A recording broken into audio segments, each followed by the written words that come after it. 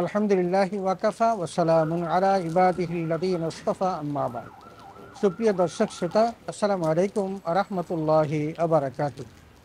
সময় সংবাদের নিয়মিত অনুষ্ঠান তাসাউফ থেকে আপনাদের সকলকে জানাচ্ছি আন্তরিক শুভেচ্ছা ও মোবারকবাদ। সুপ্রিয় শ্রোতা, আজ আমরা আলোচনা করব প্রিয় নবীজির দাম্পত্য জীবন এই বিষয়টি নিয়ে। প্রিয় নবী রাসূল আকরাম সাল্লাল্লাহু আলাইহি ওয়াসাল্লামের জীবনের প্রতিটি অঙ্গনে মানুষের জন্য রয়েছে উত্তম আদর্শ, যেমনটি আমার আল্লাহ তাআলা পবিত্র কোরআনুল কারীমে ইরশাদ করেছেন, লাকাদ কানা লাকুম ফি রাসূলিল্লাহি উসওয়াতুন হাসানাহ। দাম্পত্য জীবন এর ব্যতিক্রম নয়। দাম্পত্য জীবনে স্বামী স্ত্রীর সম্পর্ক যখন ভালো থাকে, মনে হয় পৃথিবীটাই তখন একটা জান্নাত। যদি তার ব্যতিক্রম হয়, তাহলে সব কিছু থাকার পরও মনে হবে দাম্পত্য জীবনটা জাহান্নামের একটা আবাসস্থল। এই জন্য দাম্পত্য জীবনে সুখ আনতে হলে প্রয়োজন একজন সতী সাধ্বী নারীর। সেদিকে ইঙ্গিত করেই রাসূল আকরাম সাল্লাল্লাহু আলাইহি ওয়াসাল্লাম এরশাদ করেছেন, আদ-দুনিয়া কুল্লুহা মাতা ওয়া খায়রু মাতাঈদ দুনিয়া আল মারআতু সালিহা। অর্থাৎ দুনিয়ার পুরোটাই সম্পদ, এর মধ্যে সর্বোত্তম সম্পদ হলো পুণ্যবতী নারী। সহিহ মুসলিম। প্রিয় নবীজি স্ত্রীদের প্রেম ভালোবাসা ও মমতার আচরণে আগলে রাখতেন, তাদের সাথে সুন্দর ব্যবহার করতেন, তাদের ছোটোখাটো ভুলগুলোকে তিনি এড়িয়ে যেতেন।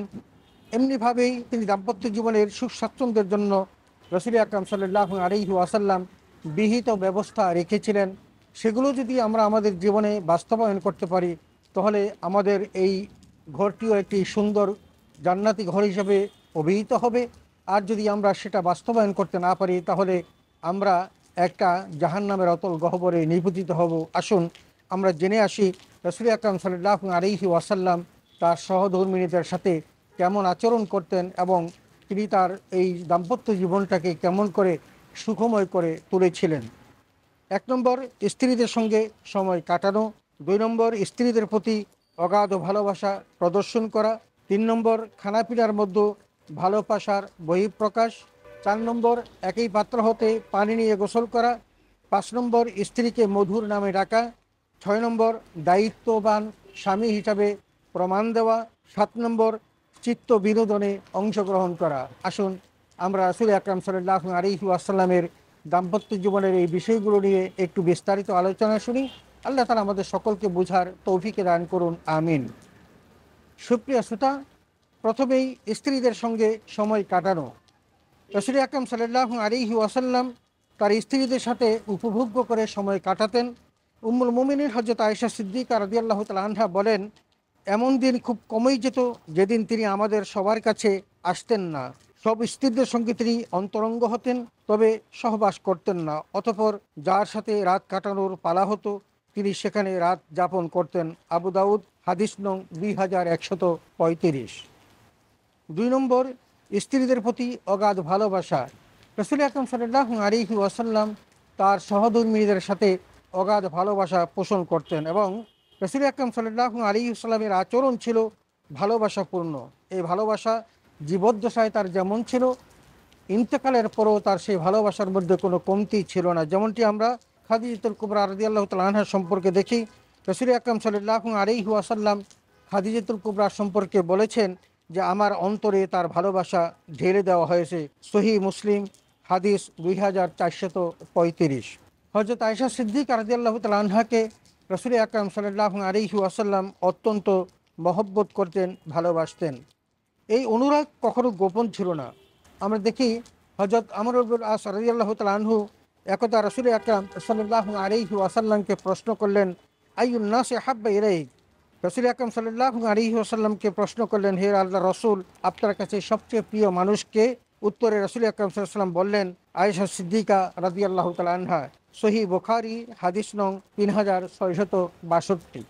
আমরা এখানেও দেখেছি যে তিনি তার স্ত্রী সহধর্মিণী খাদিজার সাথে তার যেমন ভালোবাসা ছিল, ঠিক তেমনি ভালোবাসা ছিল হযরত আয়েশা সিদ্দিকা রাদিয়াল্লাহু তাআলা আনহার সাথে, যেমনটি এই হাদিস দ্বারা সুস্পষ্টভাবে প্রতীয়মান হয়েছে। 3 নম্বর, খানাপিনার মধ্যে ভালোবাসার বহিঃপ্রকাশ।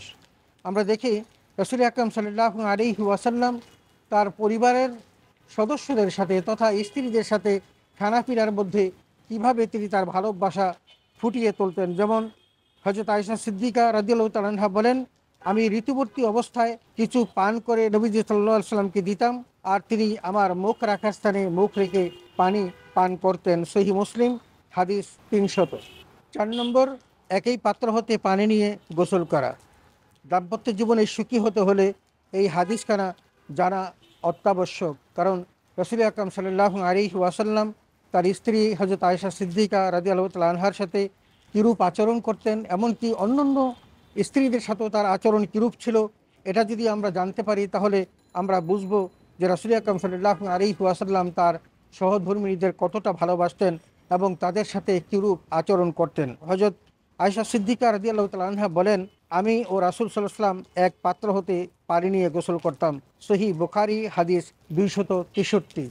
আমরা জানি আমাদের সমাজে স্বামী এবং স্ত্রী তারা উভয়ই আলাদা আলাদাভাবে তারা এই গোসল করেন, কিন্তু রাসূল আকরাম সাল্লাল্লাহু আলাইহি ওয়াসাল্লাম আমাদের হাদিস তারা শিখিয়েছেন যে একই পাত্র হতে স্বামী এবং স্ত্রী উভয়ই গোসল করার বিধান রাসূল আকরাম সাল্লাল্লাহু আলাইহি ওয়াসাল্লাম প্রবর্তন করেছিলেন।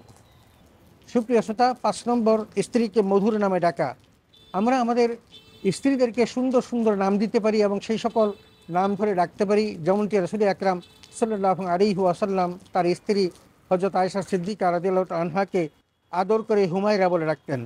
এই প্রসঙ্গে আয়েশা সিদ্দিকা রাদিয়াল্লাহু তাআলা আনহা বলেন, একদা কিছু হাবশী বালক মসজিদে খেলাধুলা করছিল।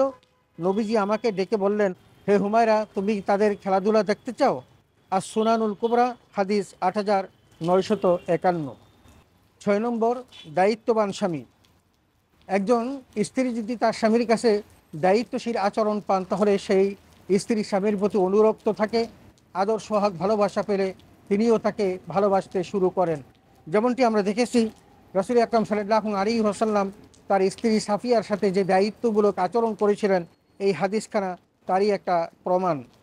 হযরত সাফিয়া ছিলেন খাটো গড়নের, তার বাহনে উঠতে কষ্ট হতো। সাফিয়া যখন ঘোড়াতে উঠতেন, নবী সাল্লাল্লাহু আলাইহি ওয়াসাল্লাম তার হাঁটু বিছিয়ে দিতেন, সেই হাঁটুতে পা রেখে সাফিয়া বাহনে আরোহণ করতেন। একজন রানী রাজার কাছ থেকে যতটা মর্যাদা পান, তার স্ত্রীরা তার চেয়ে বেশি সম্মান পেতেন, এমনটি আমরা এই হাদিস থেকে দেখতে পেয়েছি। 7, চিত্ত বিনোদনে অংশগ্রহণ। আমরা এই হাদিসখানা যদি দেখি, রাসূল আকরাম সাল্লাল্লাহু আলাইহি ওয়াসাল্লামের সবচেয়ে কম বয়সের স্ত্রী ছিলেন হযরত আয়েশা সিদ্দিকা রাদিয়াল্লাহু তাআলা আনহা। তিনি যেহেতু ছোট ছিলেন, এই জন্য তার সাথে তিনি ঠিক তেমনি আচরণ করতেন, যেমনটি আমরা এই হাদিস থেকে দেখতে পাই যে হযরত আয়েশা সিদ্দিকা রাদিয়াল্লাহু তাআলা আনহা বলেন, একদা আমি রাসূলের সাথে সফরে বের হলাম।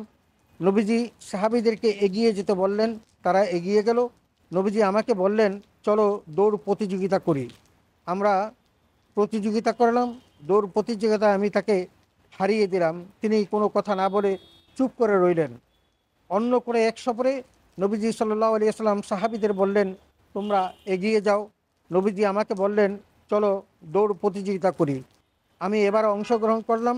এবার তিনি আমাকে পিছনে ফেলে বিজয়ী হলেন। হাসতে হাসতে নবীজি বললেন, এই বিজয় সেই বিজয়ের বদলা। মুসনাদে আহমদ, হাদিস 25745। সুপ্রিয় শ্রোতা, আমরা প্রিয় নবীজির দাম্পত্য জীবন সম্পর্কে বেশ কয়েকটি বিষয় আমরা দেখতে পেয়েছি। এছাড়াও রাসূল আকরাম সাল্লাল্লাহু আলাইহি ওয়াসাল্লাম তার স্ত্রীদের উরুতে মাথা রেখে ঘুমোতেন, এমত অবস্থায় যে তার স্ত্রীগণ ঋতু অবস্থায় ছিলেন। রাসূল আকরাম সাল্লাল্লাহু আলাইহি ওয়াসাল্লামের আচরণ দেখলে বোঝা যায় একজন স্বামী এবং স্ত্রীর আচরণ কতটা মধুর হতে পারে, কতটা ভালোবাসাপূর্ণ হতে পারে। এটা যদি আমরা আমাদের জীবনে বাস্তবায়ন করতে পারি তাহলে দেখব যে আমাদের দাম্পত্য জীবনটা সুখময় হবে, সুন্দর হবে। আমরা যেন রাসূল আকরাম সাল্লাল্লাহু আলাইহি ওয়াসাল্লামের এই আচরণগুলো রপ্ত করি এবং স্ত্রীদেরকে সুন্দর সুন্দর নাম দিয়ে ডাকি এবং তাদের সাথে দায়িত্বশীল আচরণ করি। তাহলেই আমরা একটি সুন্দর সমাজ পাব, সুন্দর পরিবার পাব। আমাদের পরিবারগুলো সুন্দর হবে এবং পরিবারের মধ্যে শান্তি বিরাজ করবে। আল্লাহ তাআলা আমাদের সকলকে বুঝার তৌফিক দান করুন, আমিন। ওয়া আখিরু দাওয়ানা আলহামদুলিল্লাহি রাব্বিল আলামিন। আসসালামু আলাইকুম ওয়া রাহমাতুল্লাহি ওয়া বারাকাতুহু।